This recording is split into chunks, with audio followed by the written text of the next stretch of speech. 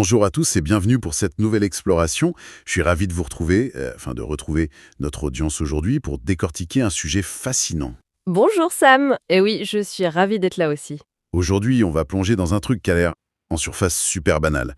C'est notes de synthèse sportive. Ouais, une brève mise à jour médicale, le genre de texte de 3 lignes, quoi. C'est ça. Mais en fait, quand on s'y penche sérieusement, cette petite poignée de mots sur un joueur de football révèle une véritable ingénierie de la performance. Tout à fait. C'est de la mécanique de très haute précision. Notre mission pour cette analyse, c'est de lire entre les lignes de ce communiqué. On veut comprendre comment un club professionnel gère cette espèce de ligne de crête, tu sais, entre la santé d'un athlète et l'impératif de la compétition. L'équilibre est hyper précaire, oui. Exactement. Et nos sources se concentrent sur un cas précis, celui d'Hassane Diao, l'attaquant sénégalais du club de Como. Il est tiraillé entre un forfait récent et un énorme défi à venir. On parle du match contre la AS Roma. Et le texte qu'on a sous les yeux, il tourne autour de 3 concepts clés, en fait. L'absence, la prudence et le retour. C'est exactement ça. Et pour ceux qui nous écoutent, on pourrait comparer la lecture de ce genre de bulletin médical à la lecture d'un tableau de bord d'avion. Ah, j'aime bien cette image. Bah oui, parce que t'as juste un ou deux petits indicateurs allumés, une phrase comme « légère gêne », mais derrière ce petit voyant, il y a des décisions stratégiques colossales. C'est clair.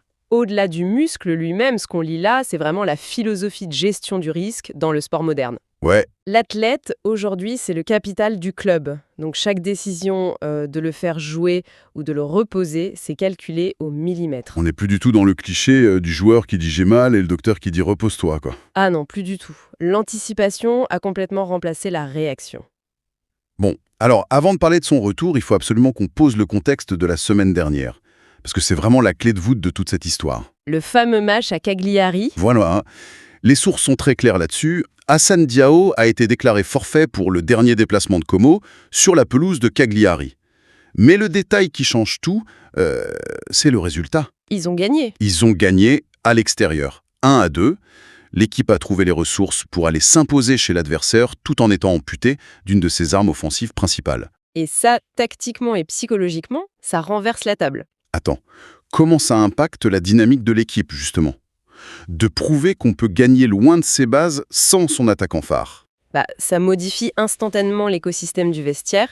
Quand un joueur de ce calibre manque à l'appel, il y a souvent un phénomène de compensation. Les autres se disent qu'ils doivent en faire plus. Exactement. Ils savent qu'ils ne peuvent plus se reposer sur cet attaquant pour débloquer le match tout seul. Ouais. Donc ça force une solidarité accrue, de nouvelles connexions sur le terrain, et cette victoire 1-2, elle vient valider ça de façon éclatante. C'est marrant, ça me fait penser. C'est un peu comme un groupe de rock en tournée. Un groupe de rock? Ouais. Le soir du concert, le chanteur principal, la voix que tout le monde attend, est malade. Il ne peut pas monter sur scène. Aïe! La panique! Grave. Mais le reste du groupe, le bassiste, le batteur, ils décident d'y aller quand même. Ils se partagent les parties vocales, ils rallongent les solos et ils livrent un show tellement habité que le public est en délire. Ah, je vois où tu veux en venir. Le lendemain, la dynamique du groupe est transformée. Ils ont prouvé qu'ils pouvaient enflammer la salle sans leur leader. C'est une super analogie. Dans le cas de Como, cette victoire à Cagliari, elle change le rapport de force entre le staff, le coach et le joueur. C'est-à-dire, Un sportif de haut niveau, il veut toujours jouer, même avec une douleur. C'est dans son ADN. c'est clair? Si Como avait pris une fessée, disons un 3-0 à Cagliari sans lui, la pression pour accélérer son retour aurait été immense. Ah ouais, la panique totale. La victoire leur donne le luxe ultime dans le sport pro. Le temps. Le fait d'avoir gagné valide le choix du staff médical. Totalement. Ça leur donne raison a posteriori.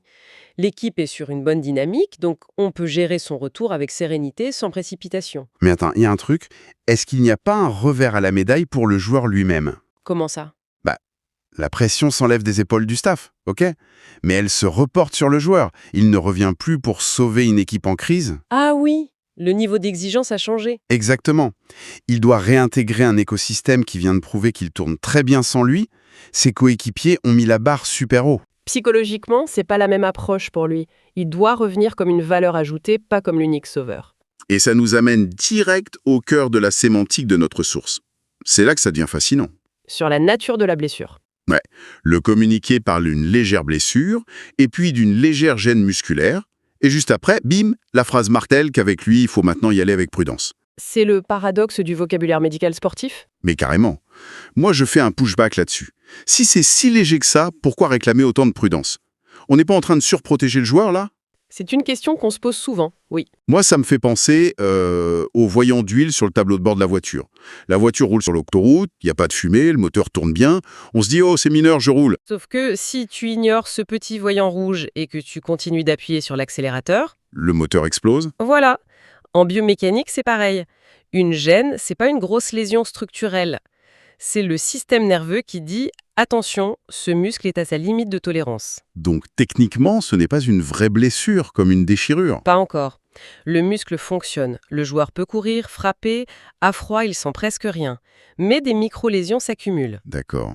Donc, exiger de la prudence pour un truc léger, c'est juste de l'anticipation pure. C'est refuser de jouer à la roulette russe. Donc s'il avait joué à Cagliari dans l'intensité d'un match de championnat, c'était le risque de la déchirure. En une fraction de seconde, oui. Un appui brutal et ta légère gêne devient des mois d'absence, de la rééducation, une saison gâchée. Ce qui explique cette phrase très spécifique dans les sources. Il est écrit que ça ne devrait pas aller plus loin dans son absence. Exactement. Cette phrase valide toute leur approche clinique. C'est ça. Elle confirme que le fait de l'avoir sorti du match précédent, c'était la bonne opération chirurgicale, si je puis dire. La chaîne de la blessure a été brisée à temps, en fait. La prudence appliquée à Cagliari garantit sa disponibilité future. Ils ont désamorcé la bombe avant qu'elle n'explose. C'est super bien vu. Et toute cette gestion méticuleuse, tout ce repos forcé, ça n'a de sens que si on regarde la cible temporelle de l'équipe. Le grand objectif, Voilà. Le communiqué pointe vers un horizon hyper précis, la réception de l'AS Roma. Ce dimanche après-midi, à 17h GMT, c'est le point de focalisation absolu pour le club. c'est pas juste un repos en l'air, quoi. Non, le calendrier dicte la physiologie. Tu préserves pas un joueur majeur juste pour le plaisir. Tu le préserves pour l'adversaire qui exige sa présence. Et la Roma, ça le justifie totalement. Et d'ailleurs, les mots utilisés par notre source prennent une dimension presque solennelle. Ah oui, la fameuse expression. Oui, le texte dit qu'Assandio devrait être apte, bon ça c'est clinique, mais il dit surtout qu'il devrait être du rendez-vous. C'est fort comme terme. J'adore cette formulation.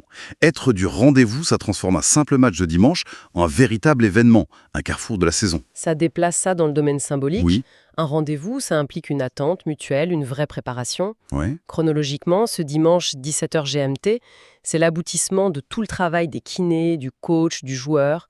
L'incertitude se dissipe à la seconde où le coup d'envoi est donné. Mais du coup, je m'interroge sur la transition. C'est vertigineux de passer d'un état de gêne musculaire couvé à l'explosion totale sur le terrain face à la Roma.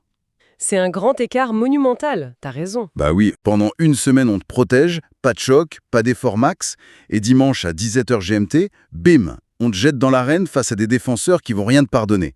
Comment on prépare ça mentalement? En fait, c'est jamais immobile. Il a fait de la réactivation en salle, des appuis progressifs, mais c'est vrai qu'il y a un cap mental énorme. L'appréhension de la rechute, par exemple. Tout à fait. Même au fond de la tête, tu y penses. Mais le fait que ça soit à domicile, la réception de la Roma, comme le dit la source, ça aide énormément. Qui veut dire le confort de jouer chez soi. Oui, pas de fatigue liée au voyage, des repères sur le terrain et un public qui t'attend. Annoncer qu'il sera du rendez-vous, c'est aussi un signal très agressif envoyé à l'adversaire. Ça veut dire notre attaque est complète. Donc en résumant notre exploration d'aujourd'hui, c'est fou comme un petit communiqué cache une saison entière. C'est une vraie pièce de théâtre, en 3 actes. C'est ça. Acte 1, l'équipe prouve sa résilience avec cette victoire 1-2 à Cagliari, sans son attaquant. Acte 2, une gestion ultra calculée de la légère gêne par le staff médical, dictée par la plus stricte prudence. Et acte 3, le grand retour, programmé. Pour le choc de dimanche après-midi, 17h GMT, face à la Roma. C'est brillant. Mais tu sais, ça soulève une réflexion finale assez troublante quand on y pense. Ah bon? Laquelle? La prudence a parfaitement fonctionné.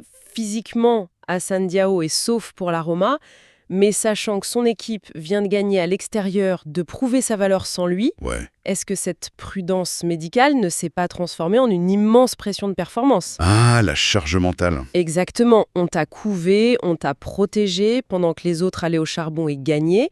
Donc, dimanche à 17h GMT, ton obligation de briller devient absolue. Son corps est guéri, mais la pression qu'il va porter sur le dos sera peut-être la plus lourde de l'année. C'est fascinant comme perspective. On répare le corps, mais on alourdit le défi psychologique sans le vouloir. C'est tout le paradoxe du très haut niveau. Et ces réponses-là, elles ne seront pas dans un bulletin médical. Non, elles seront sur le gazon dimanche. Exactement. Merci pour cet échange passionnant et un grand merci à ceux qui nous écoutent d'avoir partagé cette analyse avec nous aujourd'hui. On vous invite à toujours garder cet œil curieux face aux petits communiqués officiels parce que les détails invisibles racontent souvent les meilleures histoires. À très vite pour une nouvelle exploration.